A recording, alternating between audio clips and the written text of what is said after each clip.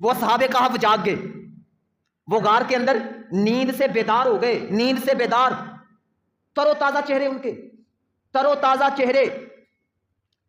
اب دیکھیں 300 سال اس غار کے اندر وہ سوئے رہے، 300 سال اللہ کے ولی اس غار میں 300 سال سوئے رہے۔ کوئی سائنس نہیں سے مانیں گے، ڈاکٹر نہیں مانیں گے، وہ کہیں گے یہ کیسے ہو سکتا ہے 300 سال بندہ ایک جگہ پہ سویا رہے، 300 سال۔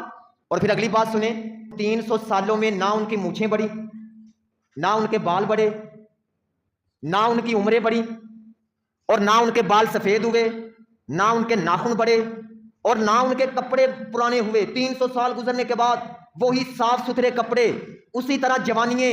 اللہ نے یہ بیان کر دیا کہ میرے ولی 300 سال بعد بھی اٹھے تو بالکل تر و تازہ ہوتے ہیں، بالکل تر و تازہ ہوتے ہیں، بالکل تر و تازہ ہوتے ہیں۔ 300 سال بعد بھی اٹھے تو ان کے نہ کپڑے پرانے ہوتے ہیں، نہ ان کا جسم گندا ہوتا ہے، بالکل تر و تازہ اٹھے۔